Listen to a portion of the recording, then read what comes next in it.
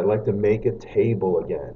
And it doesn't really matter which value you put on the top or the bottom, but it does matter that your x values go in the x column, your y values go in the y or f of x column, and that they match up, 2, 4, 2, 4, negative 3, 10. Right? Then you're going to find the rise and the run, just like we talked about before. The rise here is 6. The run here is negative 5, because we're going from a positive to a negative.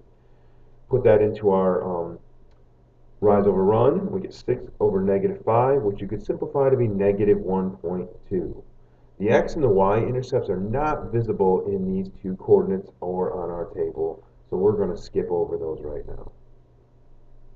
All right, so let's go ahead and look at number 6. Number 6, go ahead and tell me what the slope and the y-intercept are for number 6. All right, so looking at number 6, the first thing that you want to do with number 6 is you want to draw in your changes. Our rise is 10, our run is 2, so our slope is 10 over 2, which is 5. Our y-intercept is right in the table right here at 0, 14, when x is 0. And then our x-intercept is not in the table, so we would not ask you to find that at this point. Go ahead and try number 7. And for number 7, I want you to tell me the x-intercept, the y-intercept, and the slope. So let's look at number 7 real quick. Number 7, again, you have a graph, make a table. And you don't need to try to calculate these coordinates right here because they're not nice and neat whole numbers, right? So negative 2, 0, 0, 1, 2, 2, 4, and 3. So now your rise is 1, your run is 2, 1 over 2 is your slope. Your y-intercept is where it crosses the y-axis at 0, 1. I'm sorry, that should be 0, 1, not negative 1. And you can also see that right here in the table. And then our x-intercept is when y equals 0. Or if we go all the way over here, when it crosses the x-axis, it is negative 2, 0. You can also see that from the table. Okay.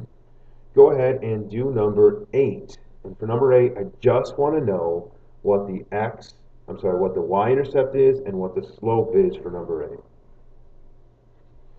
All right, so when we're looking at number 8, the slope is again the coefficient, the number in front of the variable. So we can take and plug that right in there. The y-intercept is minus 12.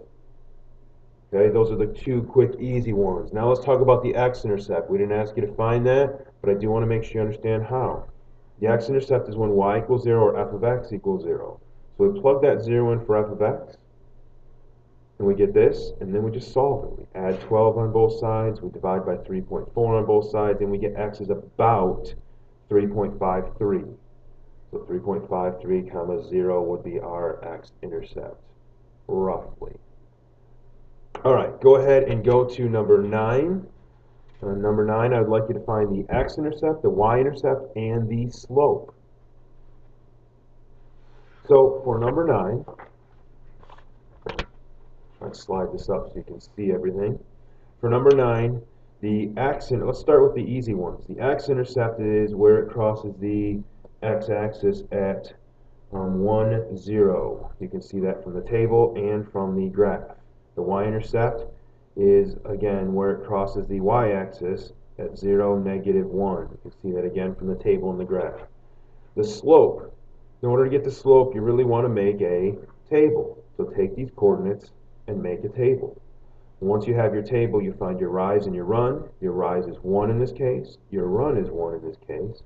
So your slope is, yet another mistake, is 1 over 1, which equals 1. Thank you.